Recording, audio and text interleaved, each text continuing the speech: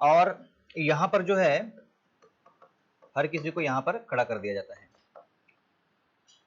ठीक है, एक ही लाइन में एक ही जगह पे खड़ा कर दिया जाता है। और कुछ जो ट्रैक्स होती है वो कुछ इस तरीके से होती है ना। जब क्या होता है हमारा जो स्टेडियम ऐसे राउंड राउंड में होता है, तो जैसे सपोज ये स्टार्टिंग पॉइंट है, ठीक है, तो यहाँ का जो व्यक्ति होता है वो यहाँ पर होता है, यहाँ का जो व्यक्ति होता है वो थोड़ा सा स्टार्टिंग पॉइंट से यहाँ पर होता है, और इस जो लाइन में दिया गया है ये व्यक्ति क्या होता है, यहाँ पर होता है। ऐसा देखा है आप लोगों ने, फॉर्मेशन होता है यहाँ पे, ठीक है। तो इन दो ट्रैक्स की मदद से हम लोग जो है अभी ये जो आर्टिकल 14 है इसको समझेंगे।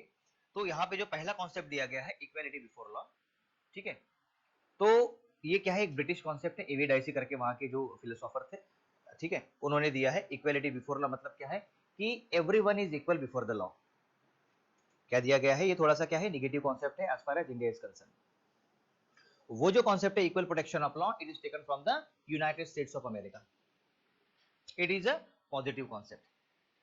तो यहां पर जब मैं क्या कह रहा हूं, everyone is equal before law, और इंडिया को ये जो है दोनों चीजों की जरूरत है एक्चुअली, जिस तरीके से इंडिया का कंपोजिशन है। तो इसका क्या मतलब होता है, एक एग्जांपल लेते हैं हम लोग। जैसे कि आप लोग जो है ट्रैफिक से जा रहे हैं, अभी यहाँ पे सिग्नल है, अभी आपको जल्दी जाना है, तो क्या करेंगे, और सिग्नल रेड लाइट लगा हुआ है वहां पे, तो क्या करेंगे, वेट करेंगे थियोरेटिकली, है ना। थियोरेटिकली सब लोग अच्छे हैं इंडिया में, थियोरेटिकली कोई प्रॉब्लम नहीं इंडिया के इसमें। थियोरेटिकली अगर देखेंगे सारे के सारे इंडिया के लोग, मतलब जो मर्द है वो सारे महात्मा गांधी हैं, और जितनी भी औरतें हैं सारी मदर टेरेसा है, ठीक है, थियोरेटिकली। प्रैक्टिकली चले गए, अब मामू ने पकड़ लिया, तो अभी हर कोई तो ऐसा नहीं है लो मेरे इससे बात करो करके। तो अभी क्या करेगा, अब वो चाहे कोई भी रहे, थियोरेटिकली है, थियोरेटिकली वो चाहे कोई भी रहे, सबके ऊपर में वो मोटर व्हीकल एक्ट 1968 लगा देंगे वहां पे, और बोलेंगे कि देखिए अकॉर्डिंग टू द लॉ कोई भी व्यक्ति हो जब वो क्या करता है, सिग्नल का तोड़ के निकलता है, तो उसके ऊपर ये फाइन लगता है। तो ये लॉ क्या हो गया, सबके ऊपर में इक्वली एप्लीकेबल हो गया, ठीक है। या फिर कभी आपने देखा होगा 420 का नाम सुना है आप लोगों ने, है ना, खर्रा खाने वाले नहीं, ये 420 अलग है, ठीक है, आईपीसी का सेक्शन था ये, है ना। क्या, चीटिंग, है ना, चीटिंग करना, किसी को धोखाधड़ी करना। इसीलिए किसी व्यक्ति जब आपके साथ धोखाधड़ी करता है तो क्या कहते हैं उसको, एक नंबर का 420 है करके। तो वो चाहे कोई भी रहे, वो चाहे लेडी रहे, वो चाहे मेन रहे, कोई भी रहे, उसके ऊपर ये लागू हो जाएगा। अमिताभ के मूवीज में आपने देखा होगा दफा 302, ठीक है, तमाम गवाहों और बयाना के आधार पर यह अदालत इस नतीजे पर पहुंची है कि मुजरिम विजय दीनानाथ चौहान, इसको दफा 302 के तहत में फांसी की सजा दी जाती है। सबके लिए लागू है वो, किसी ने रेप किया होगा, किसी ने मर्डर किया होगा, किसी ने खून किया होगा, law treats everyone equally, there is no special privilege for them, that is what the equality before law is saying। जैसे ये रेसिंग ट्रैक है, यहाँ पे सीधा दिया है 100 मीटर का, सबको एक ही लाइन में खड़ा कर दिया है ना। अगर अनंत अंबानी आ गया तो वो बोलेगा कि नहीं ये 100 मीटर का ट्रैक है, मुझे 90 मीटर पे खड़ा कर दो, तभी भी उसेन बोल्ट उसको हरा देगा। आप भी हरा सकते, मेरा थोड़ा सा क्वेश्चन है भले, लेकिन आपको हरा सकते हो उसको। तो क्या हो गया, in the eyes of law everyone is equal, if you violate the law you will be punished according to the provisions of the law, that is what this concept is saying, equality before the law। पहले IPC था, भारतीय दंड संहिता, अभी क्या हो गया है वो, भारतीय न्याय संहिता, और दूसरा बीएनएसएस, भारतीय नागरिक सुरक्षा संहिता। तो वहां पे जो भी प्रोविजंस दिए गए हैं, अगर आपने उनका उल्लंघन किया गया है, तो everyone despite of your gender, despite of your race, your caste, your religion, you will be punished according to the provisions of the law, that is what this provision is all about। it is an british concept, ab dicey। दूसरा जो है ये थोड़ा सा positive है, equal protection of law. अभी India कैसा है, इंडिया इनहेरेंटली इनइक्वल सोसाइटी है। इंडिया कैसी है, इनहेरेंटली इनइक्वल सोसाइटी है। It means that you cannot treat everyone equal, ठीक है, you cannot treat everyone equal because some people are born with certain privileges, so rather than equality we need equity।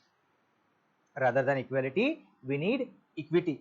Some sections of society are marginalized, some section of the society have been exploited for over 2000 years, so their social, economic and political condition is not as much higher as the other sections of the society.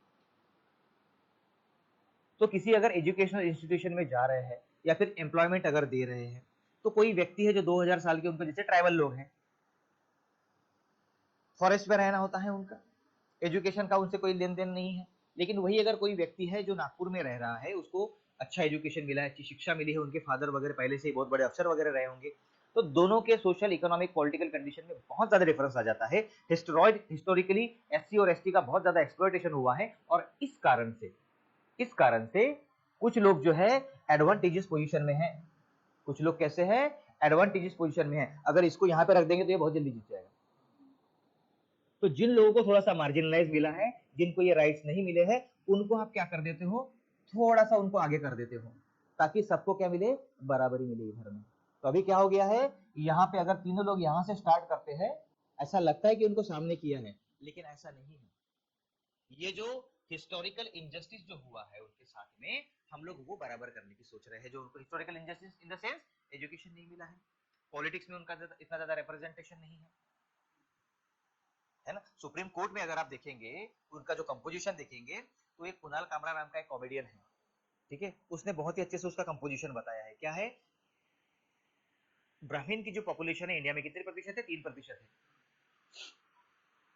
पूरे supreme court में जाओ, पूरे high court में जाओ, पूरे legislature में जाओ, पूरे कैबिनेट में जाओ, सब वही लोग भरे हुए, कितने हैं, 3%। और बाकी के जो लोग हैं, ओबीसी हो गए, एससी हो गए, एसटी हो गई, इतनी ज्यादा पॉपुलेशन है और मिनिस्कुल है।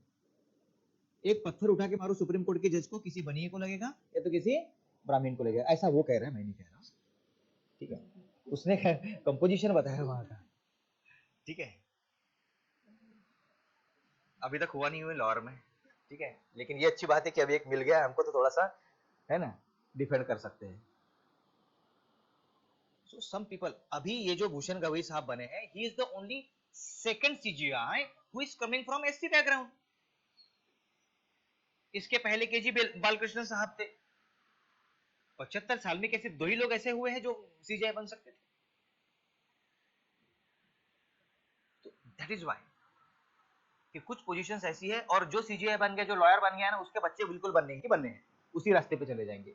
अभी हमारे चंद्रचूड़ साहब है, ये जो 1973 में कौन सा केस आया था, केशवानंदा भारती, वहां पर थे वो, यशवंत चंद्रचूड़ साहब, he was the longest serving CGI, before him. Privilege तो मिला है उनको।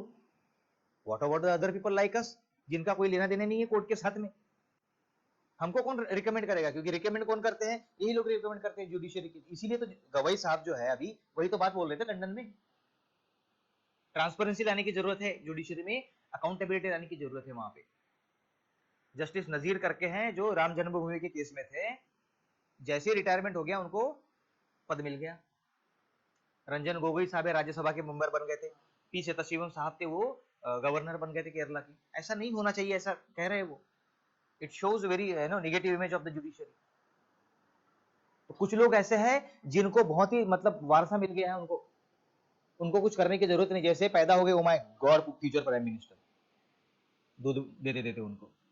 और कुछ लोग ऐसे जिनका कुछ वजूद ही नहीं है, तो इसीलिए उनको जो है थोड़ा सा, उनको जो है हम लोगों ने क्या कर दिया, एडवांटेजेस दे दिया। ये कैसे दे रहे हैं हम लोग, रिजर्वेशन। कैसे हम लोग उनको सामने लेके आ रहे हैं, रिजर्वेशन। कहां पर दे रहे हैं हम लोग, पब्लिक एम्प्लॉयमेंट में। कहां पर दे रहे हैं हम लोग, प्रमोशंस में, एजुकेशनल इंस्टीट्यूशंस में, स्कॉलरशिप दे रहे हैं उनको। यूपीएससी के तहत उनको कोटा दिया जा रहा है, ताकि वो लोग भी मेन स्ट्रीम में आए, अपना इकोनॉमिक सोशल स्टेटस को बढ़ाएं। इनिशियली 10 साल के लिए था ये अपना इलेक्शन में जो है लोकसभा में वगैरह, वो बढ़ते बढ़ते अभी तक आया है यहाँ। क्यों, पॉलिटिकल एम्पावरमेंट होना चाहिए, सोशल में होना चाहिए, तो अनटचेबिलिटी का एक्ट पास किया हम लोगों ने, ताकि ये जो डिस्क्रिमिनेशन है ये नहीं निकल पाए। एजुकेशन संस्थाओं में दिया है।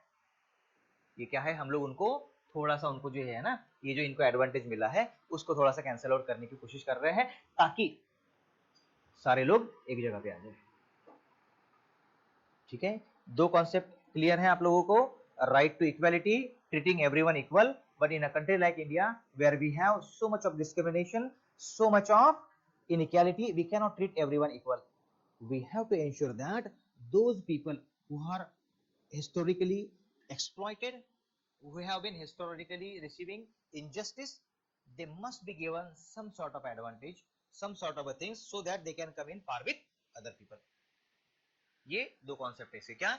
इक्वालिटी बिफोर लॉ और इक्वल प्रोटेक्शन ऑफ लॉ। ये जो है इक्विटी वाला कॉन्सेप्ट है, ये कौन सा है? इक्वालिटी वाला कॉन्सेप्ट है। ये ब्रिटेन से आया हुआ है और ये अमेरिका से आया हुआ है। इंडिया में क्या है? रूल ऑफ लॉ है। इंडिया में क्या है? रूल ऑफ लॉ है। It means that nobody can punish you except for the law का जब तक आप उल्लंघन नहीं करते हो, आपको कोई पनिश नहीं कर सकता। Everything in India is goes according to the law. सरकार को अगर महिलाओं को एक तिहाई क्या देना है? रिजर्वेशन देना है। कहां पर? पार्लियामेंट में। तो बोलने से हो जाएगा क्या? आओ महिलाओं, एक तिहाई जगह पे बैठ जाओ, ऐसा हो जाएगा? No, they need a backing of the law. So that is why they have brought women reservation bill. उनको लगा कि ईडब्ल्यूएस कैटेगरी को 10% रिजर्वेशन देना है, तो क्या बोलने से हो जाएगा? नहीं, वी नीड अ लॉ। तो ईडब्ल्यूएस के लिए फिर वो कॉन्स्टिट्यूशनल अमेंडमेंट कर दिया। ठीक है, तो कोई भी जो एक्शन है सरकार जब लेती है, it is based on law and not on the whims and fancies of a person और गवर्नमेंट। विम्स एंड फैंसीज मतलब मेरे मन को भाया, मैंने डॉट डॉट डॉट करके खाया। तो पहले राजे महाराजे करते थे वैसे, उनको जो लगा वही लॉ हो जाता था। Not any more. If you want to do something, you need a backing of the law. ठीक है, सरकार को अगर लोगों को चावल बांटना है, गेहूं बांटना है, तो उसके लिए भी लॉ बनाना पड़ा। सरकार को आपको इंफॉर्मेशन देनी थी, उसके लिए भी सरकार को लॉ बनाना पड़ा। So every action of the state is based on the law. That is what the meaning of rule of law. आपको पनिशमेंट भी फॉर ब्रेकिंग ऑफ लॉ, सरकार को कुछ एक्शन भी लेनी है तो अकॉर्डिंग टू द लॉ। पहले वो लॉ लेके आएंगे, अगर सेशन में नहीं है तो ऑर्डिनेंस लेके आएंगे और उसके हिसाब से वो कार्य करेंगे। तो तब जाके उसको आप ऐसा नहीं बोल सकते कि ये इलीगल है करके। Everything has to be legal according to the law. ठीक है, लॉ सभी के लिए सेम है यहाँ पर। ठीक है, चलिए लिख लेंगे ये equality before law and equal protection of law, article 14।